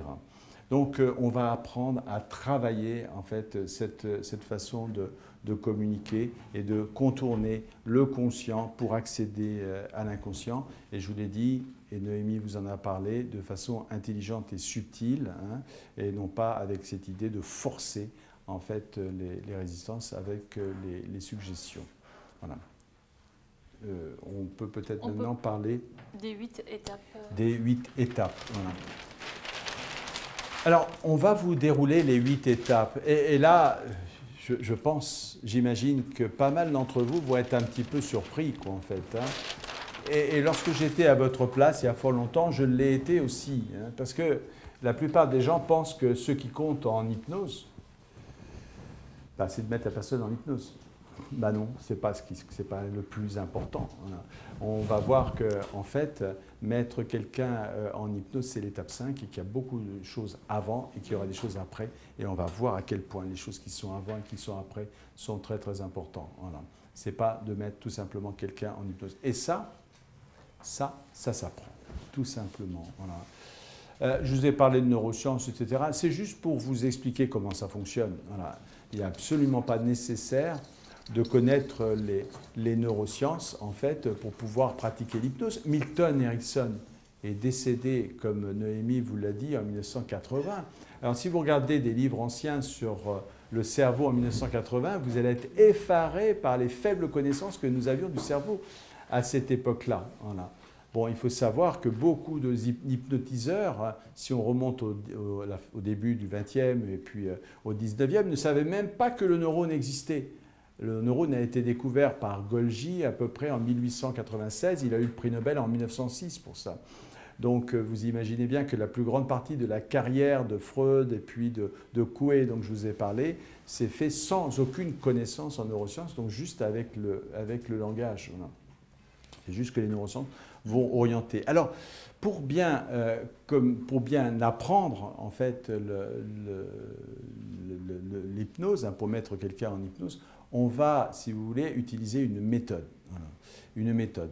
La première chose que l'on va faire, en fait, lorsque l'on veut mettre quelqu'un en hypnose, on va apprendre quelque chose, bien, on va lui faire un exposé. L'exposé, c'est tout simple, ça ressemble à ce qu'on est en train de faire tout de suite. C'est-à-dire, je parle, j'explique, par exemple, si c'est une technique d'induction hypnotique, j'explique. Voilà, tout simplement, c'est l'exposé. Une fois que j'ai fait l'exposé, je vais remettre les documents pédagogiques. 2 catégories de documents pédagogiques. Première catégorie, c'est de l'information sur la technique. Deuxième catégorie, c'est une méthode. Ce qu'il faut faire en premier, en deuxième, en troisième, en quatrième et en cinquième. Tout simplement. Voilà. Une fois que j'aurai donné les documents pédagogiques, et d'ailleurs les stagiaires auront les documents pédagogiques sous les yeux, lorsqu'ils vont faire la technique, je vais faire, ou Noémie va faire, une démonstration. Ça, c'est très très important. Surtout que ce qui est le plus important, c'est ce qui va suivre le mot démonstration, c'est-à-dire une démonstration pédagogique. Voilà. Est-ce que vous iriez, par exemple, voir un match à Roland-Garros pour apprendre à jouer au tennis, quoi? Vous avez peut-être été ébloui à quel point le joueur est brillant et fait des choses absolument extraordinaires, mais après, vous allez vous retrouver sur un court et vous n'allez pas être capable de jouer parce que vous avez été allé à Roland-Garros. Si vous voulez vraiment apprendre à jouer au tennis, il va falloir trouver un enseignant qui va vous montrer comment placer votre pied, qui va vous montrer comment placer le corps, comment tenir la raquette, comment lancer la balle. Enfin, vous voyez, étape par étape, point par point. C'est comme ça que vous allez apprendre le tennis. C'est ce que l'on va faire avec cette démonstration, donc une démonstration pédagogique pour que ça puisse être utilisé dans l'étape suivante. L'étape suivante, ça va être... Alors, selon la méthode que l'on va utiliser, soit on est en présentiel ici, et dans ce cas-là, on va faire des groupes de 3 personnes, on va en appeler une A, on va appeler l'autre B, on va appeler la troisième C. A va être celui qui va être hypnotisé, et puis B va être l'hypnotiseur ou hypnopraticien, comme vous voulez, ou hypnothérapeute. Et va donc pratiquer la technique dont je viens de parler. Et puis C, lui, que va-t-il faire? Il va tout simplement observer et faire un compte-rendu de ce qu'il a observé. Mais là, je laisse Noémie vous expliquer l'importance de ce compte-rendu, on va l'appeler le feedback. C'est probablement un mot que vous avez déjà entendu. Et vous savez bien que dans feedback, qu'est-ce qu'on entend? Feed, to feed, nourrir, back, en retour. C'est de la nourriture en retour, quelque part, un feedback. Et c'est très, très important. Christophe André parle d'une culture intelligente de l'échec. J'aime beaucoup cela. Non, vous ne le savez pas, mais je vous dis. J'ai passé 3 ans à Londres. J'ai été étonnée de ce qui s'est passé.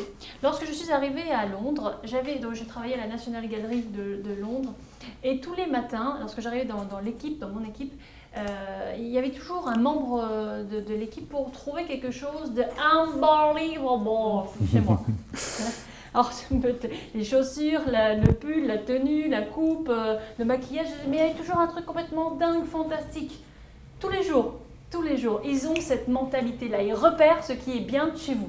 Et ils le mettent en exergue. Alors, c'est génial. En première année, j'étais complètement séduite par les Anglais. Et puis, deuxième année, bon, ça me plaisait toujours, mais c'était devenu un petit peu habituel. Puis la troisième année, voilà, tout était unbelievable chez tout le monde. Et alors, c'était comme ça qu'on vivait. C'était super. Je suis rentrée en France. Ah ben la déception, hein? Ah ben il n'y avait plus rien d'unbelievable, hein? Non. Là, quand j'arrivais chez quelqu'un ou quelque part, c'était plutôt...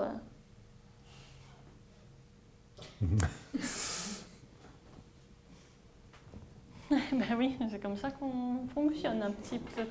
Et oui, bon, bah, quelqu'un a dit jugement, je prends, oui. Mais oui, on n'est pas comme eux. On va repérer ce qui ne va pas. C'est-à-dire, ah, ça c'est pas bien ça. Non mais je te le dis, c'est pour ton bien, hein. C'est pour toi que je te le dis. Hein. Oui, voilà, Pessi, c'est parce que je t'aime bien que tu dis ça, sinon je ne te le dirais pas. Hein. Ah, je préfère qu'ils ne me disent pas en fait. J'ai pas envie d'être ton ami, tu vois. Voilà. Donc, alors, les groupes de 3, A, B et C. C va faire un feedback, c'est un retour d'information. Le feedback, il respecte, oui, quelques règles. On va dire à la personne ce qu'elle fait de bien. On va parler des points positifs. Et c'est important parce qu'en réalité, on ne sait pas ce qu'on fait de bien. Quand on fait quelque chose de bien, puisque personne ne nous le dit, puisqu'on est en France, du coup, on ne sait pas ce qu'on fait de bien.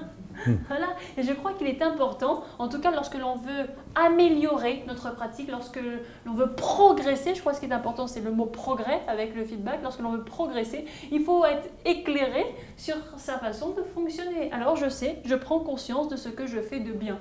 Et le feedback va aussi présenter ce que l'on fait de moins bien sous forme de pistes d'amélioration. Imaginez quelqu'un qui fait une séance d'hypnose et puis il fait donc plein de choses bien et puis le C lui fait un retour en disant oui bon tu t'es synchronisé c'était bien, t'as calibré c'était bien, bon, je vous parle de langage un peu technique tout simplement pour arriver à... Par contre qu'est-ce que t'es bavard, waouh, on n'a pas le temps de déconnecter avec toi hein. C'est un point positif, c'est une piste d'amélioration, j'ai pas compris quoi, c'est... Voilà. Alors non, sous l'angle feedback, c'est tu t'es bien synchronisé parce que ceci, cela, tu as calibré ton interlocuteur grâce à ceci, cela, etc. Et peut-être pourrais-tu insister un peu plus sur les silences. Ah ben ça passe mieux tout de suite, là je comprends. Hein. Là je sais ce que c'est. Souvenez-vous le paperboard précédent, on se fabrique une représentation mentale. Donc quand on me dit « Waouh, t'es bavard », je me vois bavarde. Mais quand on me dit « Peut-être pourrais-tu insister un peu plus sur les silences », je me vois silencieuse et ça impacte. Et la prochaine fois, probablement que j'insisterai effectivement plus sur les silences parce qu'il y a une représentation mentale qui va jouer en cette faveur-là. Donc les pistes d'amélioration, elles sont orientées solutions et elles sont vraiment fondamentales. Et on termine par une appréciation globale, mais ça ce sont des choses que l'on voit vraiment en cours. Les feedbacks sont fondamentaux pour progresser et on va beaucoup progresser grâce à cela. Voilà, eh bien, là on est arrivé, alors juste une conclusion par rapport à ça, donc vous avez vu l'importance du feedback, c'est un outil de motivation, ça donne envie d'avoir envie comme on dit, voilà, et Noémie a insisté sur la notion de solution plutôt que de problème en fait, hein, voilà. Et maintenant ce qu'on va pouvoir aborder véritablement la séance d'hypnose, parce que maintenant vous avez tous les éléments pour comprendre notre stratégie en fait en termes de séance, voilà. Et 8 étapes, donc on va les voir très rapidement les unes après les autres et vous allez voir que la première étape elle est énorme en fait, hein.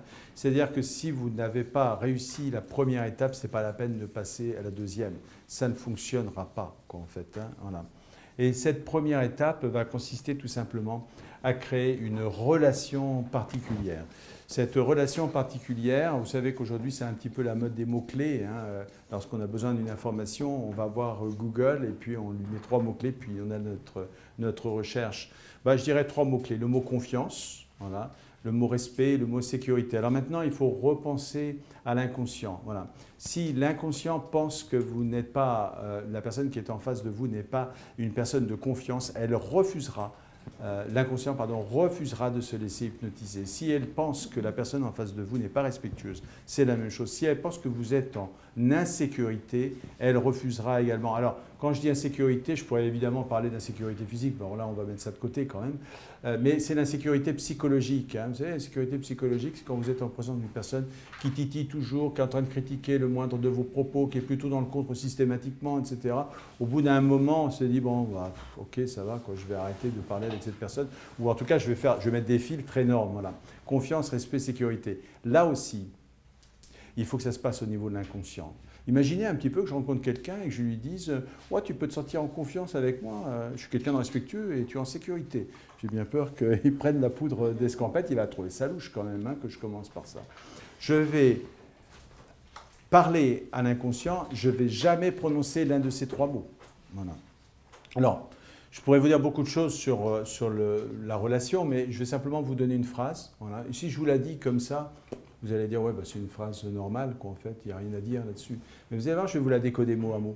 Je dis bien mot à mot, hein, ce n'est pas morceau de phrase par morceau de phrase. Hein.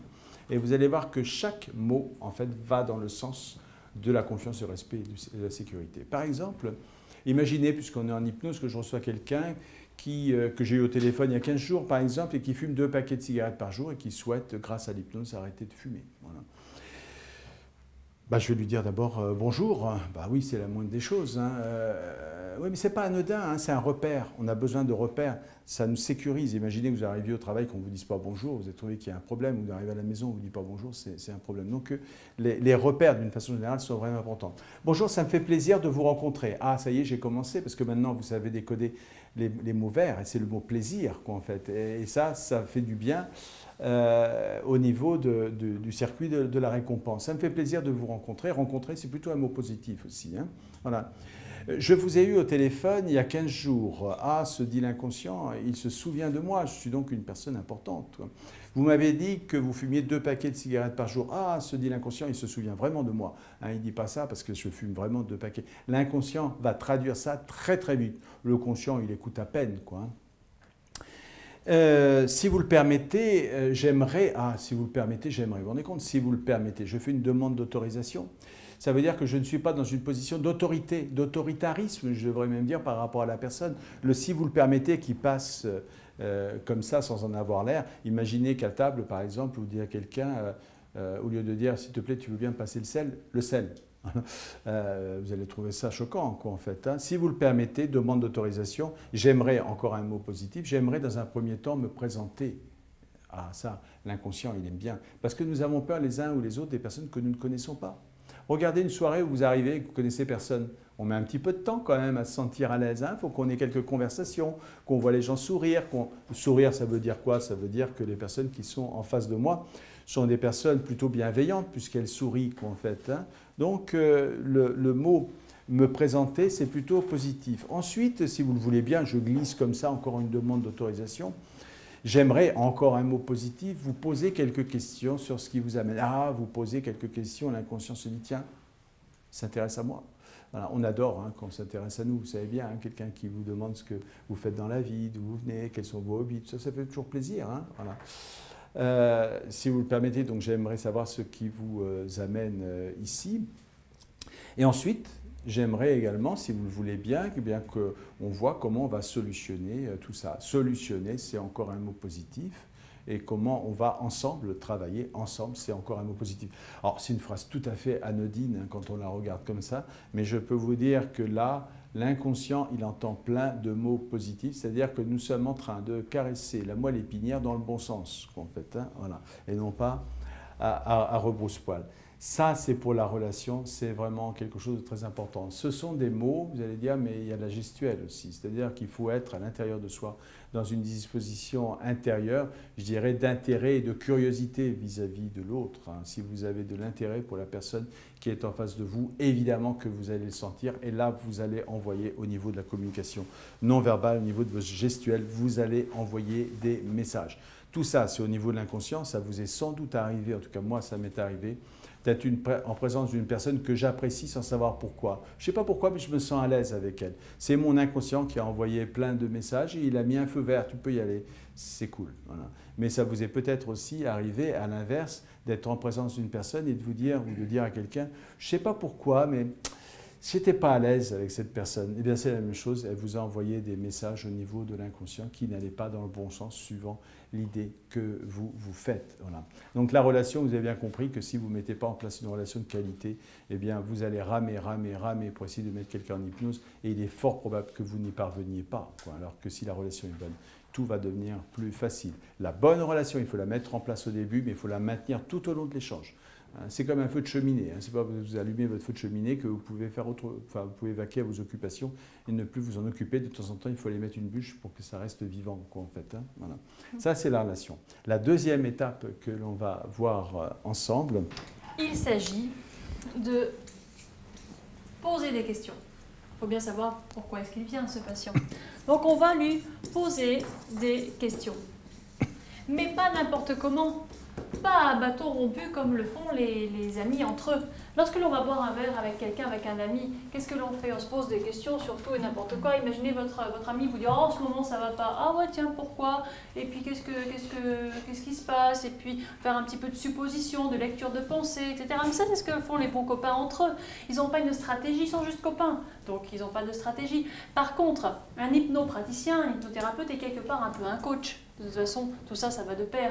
Et il va poser des questions de manière stratégique. Alors, il va vous demander pourquoi vous venez, c'est sûr. On a vu tout à l'heure que l'hypnose ericksonienne, c'est une hypnose utilisationnelle, ce qui veut dire qu'on va vraiment s'intéresser à notre interlocuteur. On va lui demander le pourquoi il vient. Alors, je viens pour le tabac, parce que je voudrais arrêter de fumer. Mais on ne va pas faire la même séance que la séance que l'on vient de faire il y a une demi-heure avec le patient précédent qui voulait lui aussi arrêter de fumer, puisque nous sommes utilisationnels et que nous allons utiliser ce que le patient nous apporte, ses matériaux, son histoire. Donc ça veut bien dire qu'on s'intéresse à lui et au pourquoi des choses. Mais ça, c'est un temps assez limité. L'hypnose fait partie de l'arsenal des thérapies brèves. En thérapie brève, ce qui est le plus important, ce n'est pas le pourquoi et ce n'est pas le problème. C'est quoi? C'est le comment. Et c'est orienter solution. C'est-à-dire que qu'est-ce que vous voulez vraiment? Qu'est-ce qui vous fait vibrer maintenant? Qu'est-ce qui fait que vous êtes là? Vous voulez arrêter de fumer, d'accord, mais qu'est-ce que vous voulez vraiment du coup? Et vous serez surpris si vous pouviez vivre l'expérience, et certains sont probablement d'accord parce qu'ils ont déjà vécu cette expérience-là, vous seriez surpris de réaliser que très souvent, ils ne savent pas ce qu'ils veulent. Ils savent ce qu'ils ne veulent plus, mais ils ne savent pas ce qu'ils veulent vraiment. Bon, moi je viens parce que je voudrais avoir confiance en moi. Ok, c'est quoi avoir confiance en vous?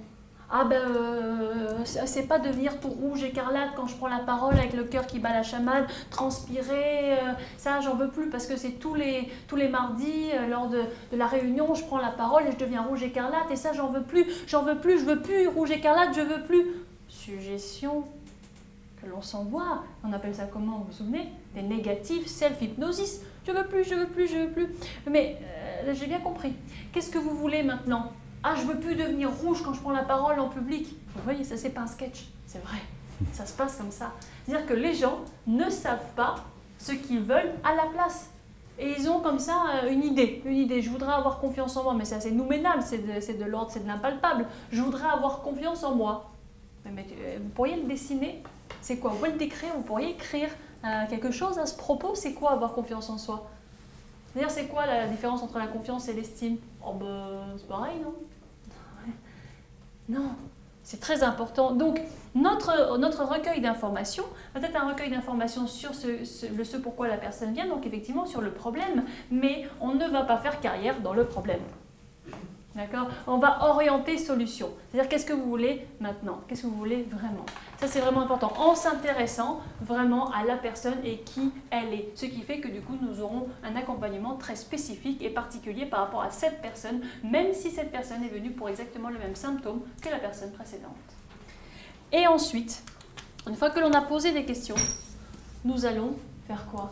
Une fois que l'on a posé les questions, on va faire le cadrage. on va faire le cadrage. Alors, Qu'est-ce que le cadrage? Alors, le cadrage, il s'agit de donner des explications. Ben oui, parce que si vous voulez que votre interlocuteur ferme les paupières, comme Robert l'a dit il y a quelques instants, on a besoin de sécurité. Moi, si j'arrive devant un nouveau thérapeute, je ne le connais pas, je ne connais pas sa voix, je ne connais pas son cabinet, et il me demande en plus de fermer les yeux, va falloir quand même qu'il m'explique un peu plus. Hein. M'expliquer quoi? M'expliquer ce qu'est l'hypnose. Le cadrage, c'est donner des explications. Qu'est-ce qu'est l'hypnose? Le meilleur moyen d'expliquer ce qu'est l'hypnose, c'est de passer par le hobby de la personne. Là, si on vous posait la question, vous diriez oh, « moi j'adore lire. Lire, ça me permet de me relaxer. Oh, moi j'adore marcher dans la nature. Moi j'adore jouer au violon. Moi j'adore peindre. Moi j'adore toutes ces choses-là que vous avez en tête. Je suis persuadée que vous avez là en tête quelque chose qui vous relaxe, qui vous fait du bien. C'est ce qu'on appelle une occupation, un hobby peut-être. Eh bien cette occupation, vous met dans un état particulier de la conscience. Voilà. Eh bien, on va expliquer ce qu'est l'hypnose au travers l'occupation favorite de la personne. Madame, par exemple, est-ce que vous aimez marcher? Eh bien, si madame me dit, moi j'adore marcher dans la forêt, quand je marche dans la forêt, oh, je me sens ressourcée. Eh bien, figurez-vous que quand vous marchez dans la forêt, vous êtes d'accord que vous êtes dans la forêt, vous le savez. mais en même temps, vous êtes dans votre bulle, à vous. C'est-à-dire que vous avez conscience que vous êtes dans la forêt en train de marcher. C'est-à-dire que si vous croisez quelqu'un, vous rentrez pas dedans parce que vous savez que vous êtes dans la forêt, mais en même temps dans votre bulle, eh bien, c'est exactement ce qui va se passer pendant la séance. Vous allez entendre le son de ma voix systématiquement, tout le temps. Et si vous l'entendez plus, c'est parce que vous avez décidé à un moment donné de mettre la voix à distance, telle une toile de fond. Mais vous pouvez toujours revenir sur la voix, parce que la voix est toujours là. Et vous l'entendrez toujours, c'est une compréhension qui est différente. Et si vous avez envie d'ouvrir les yeux, vous pouvez les ouvrir, parce que les gens pensent trop souvent que l'hypnose, c'est quoi? Il s'agirait de chausser des lunettes à réalité virtuelle augmentée. Hein, vous voyez, voilà, ça, on trouve ça hein, dans des magasins, et là on est complètement coupé du monde. Mais c'est pas ça du tout l'hypnose. C'est peut-être décevant pour certains. Mais l'hypnose, vous avez vu, on l'a dit, il suffit de parler correctement, avoir une bonne communication d'influence, et puis de demander à la personne de fermer les paupières, et puis elle fermera les paupières et elle pourra les ouvrir si elle en a envie. C'est ça l'hypnose. Mais quand on dit ça à notre interlocuteur, je suis sûre que ça le rassure. Il dit « Ok, bon, c'est comme quand je marche, ça je sais, je peux ouvrir les yeux quand je veux, bon ok, j'entends sa voix tout le temps, bon ok, bon alors je vais m'autoriser à fermer les paupières, parce que finalement, ça je sais faire, tout ça. » Voilà. Donc, créer la relation, c'est créer un climat de confiance, respect, sécurité. On va poser des questions, orienter solutions. On va rassurer la personne et ensuite on va passer à... Alors, une fois que le cadrage est fait, on va passer à une nouvelle étape. C'est une étape, en fait, c'est une technique que j'ai, je ne peux pas dire inventée, puisque en fait, j'ai utilisé deux choses. J'ai utilisé la technique de relaxation de Schultz, vous avez peut-être déjà entendu parler, et la technique de relaxation progressive de Jacobson. Le but de cette étape que l'on va voir, ça va être de lâcher prise. Voilà. De lâcher prise pour pouvoir se détendre. C'est vrai qu'avec tout ce qu'on vient de faire, la personne se détend de plus en plus, mais avant l'induction, il y a une étape encore à franchir, selon moi. Cette technique de relaxation, moi j'appelle ça la relaxation d'inspiration hypnotique, va consister, si vous voulez, tout simplement à se concentrer, concentration sensorielle en fait, sur différentes sensations au niveau du corps. Alors, par exemple, alors évidemment, je n'ai pas le temps de faire une relaxation complète, hein, mais je vais la faire de manière un petit peu accélérée. Peut-être qu'il y a des gens parmi vous qui ont envie de se prêter au jeu de cette détente et de cette relaxation. Et dans ce cas-là, je les invite tout simplement à laisser les paupières se fermer. Il n'y a rien à faire, juste à être là, juste à écouter le son de ma voix qui va juste vous accompagner donc, dans ce travail particulier que nous allons faire ensemble. D'abord, je vais dire un certain nombre d'évidences. Voilà. Les évidences, vous avez compris, elles sont là pour lutter en quelque sorte contre ce qu'on a appelé les résistances. Et je vais dire à la personne, et alors que vous êtes là, évidemment, elle est là, quoi. Et que vous écoutez le son de ma voix, bien sûr qu'elle écoute le son de ma voix, ça ne peut pas être contredit. Alors que vous êtes là et que vous écoutez le son de ma voix qui vous accompagne dans un travail particulier, vous pouvez laisser une sensation de confort et de bien-être s'installer progressivement à votre rythme maintenant ou dans quelques instants ou encore un petit peu plus tard. Je vais vous demander tout simplement, dans un premier temps, de vous centrer tout simplement sur la sensation de vos pieds sur le sol. Il y a quelques instants, vous ne pensiez pas à la sensation de vos pieds posés sur le sol. Vous pouvez, pendant quelques instants, vous centrer dessus. Ensuite, je vais vous demander de vous centrer sur vos mollets, de vous centrer sur les sensations de votre corps sur la chaise, du contact que votre dos établit avec le dossier de la chaise. Concentrez-vous pendant quelques instants sur le contact de votre dos avec le dossier de la chaise. Vous pouvez également penser pendant quelques instants à votre respiration. Votre respiration qui a la possibilité de devenir de plus en plus calme et de plus en plus tranquille au fur et à mesure de cet exercice. Ce calme et cette tranquillité peuvent survenir maintenant, dans quelques instants ou un petit peu plus tard. Voilà. Vous pouvez sentir vos épaules qui montent et qui descendent, etc. Vous pouvez également penser à tous les muscles de votre visage qui se détendent au fur et à mesure que je suis en train de vous parler. Un petit peu comme les muscles du visage d'un enfant, juste avant qu'il ne glisse dans le sommeil. Évidemment, le fait de dire ça amène souvent des images d'enfants, tout comme tout de suite je suis en train de penser à mon bébé lorsqu'elle s'endort. En fait, elle a les muscles du visage qui deviennent très lisses. Alors que votre corps a la possibilité de se détendre, votre esprit aussi peut se détendre. Une partie de vous peut m'écouter, alors qu'une autre partie de vous peut faire totalement autre chose. Il est possible qu'il y ait des images qui apparaissent, peut-être même des pensées, peut-être même des images et des pensées que vous n'avez pas sollicitées. Si ces images et ces pensées arrivent, laissez-les venir, tout simplement accueillez-les. Voilà. accueillez-les. Voilà. Tout simplement. Votre esprit est totalement libre. Voilà. Vous pouvez maintenant prendre une grande respiration tranquillement et puis laisser vos paupières s'ouvrir au rythme qui est bien pour vous et reprendre contact donc avec cette pièce. Alors maintenant, si on avait décodé tout ce que je viens de dire, eh bien, par exemple, au niveau des images, il arrive, alors que vous êtes en train de parler avec une personne, il arrive que cette personne se mette à penser à quelque chose qui n'a rien à voir avec la séance. Et à ce moment-là, le fait qu'elle pense, par exemple, je ne sais pas, qu'il faut qu'elle pense à ramener le pain ou je ne sais quoi, elle se dit « Oh là là, parce que je pense à autre chose, je vais rater ma séance. » Mais non, parce que je lui ai dit qu'elle peut penser à autre chose et tout accueillir. Donc en fait, moi je suis en train de lui envoyer des messages qui font qu'elle peut se détendre. Voilà, qu'elle peut se détendre. Je vous l'ai fait en 2 ou 3 minutes à peine. Hein. Évidemment, on va prendre plus de temps pour ça et on va prendre plus de temps pour se connecter après au niveau de chaque sensation. Sachez que cette technique n'est pas une technique pour mettre la personne en hypnose. Ce n'est pas le but. Le but, c'est la relaxation. Néanmoins, ce que je peux vous dire, c'est qu'à peu près 95% des gens qui font ça sont en hypnose à l'issue de ça. Voilà. Et ça pourrait s'appeler une technique en fait d'induction hypnotique par concentration sensorielle externe. Concentration sensorielle externe, c'est-à-dire je me concentre sur le contact de mes pieds avec le sol, etc. Ça amène de la détente, ça amène du bien-être, ça amène ce qu'on appelle, nous, dans notre jargon, du lâcher-prise. Et à ce moment-là, on peut y aller et on va pouvoir commencer à faire l'induction. Vous voyez tout ce qui s'est passé avant l'induction. Voilà. Il s'est passé vraiment beaucoup de choses. Les gens qui ne font pas ça, en fait, il y a 2 solutions. Soit il faut qu'ils hyper-sélectionnent les sujets sur lesquels ils travaillent, donc des sujets qui sont faciles à hypnotiser, soit ils sont en échec. Alors c'est vrai que par exemple dans l'hypnose de spectacle, on ne fait pas tout ça, mais sur 2 ou 3 000 personnes qu'il y a, on va en faire venir 25 sur scène à peu près. Sur les 25, on va encore en éliminer 4 ou 5, ça veut dire que vous aurez 20 personnes sur 1000 ou sur 2000. C'est une hyper-sélection des sujets qu'en fait. Hein. L'hypnose, ça fonctionne pour 100% des gens. Il n'y a pas de personne qui ne puisse pas être hypnotisée, voilà, à condition évidemment qu'elle en ait envie. Si elle ne veut pas, elle ne sera pas, ça c'est sûr. À condition d'en avoir envie, puis à condition évidemment que la personne en face, donc l'hypnopraticien, fasse ce qu'il faut, et notamment tout ce qu'on vient de vous dire. Mais en fait, je vais vous dire, l'induction hypnotique, on va la voir, mais après, on va voir quelque chose de vraiment très important.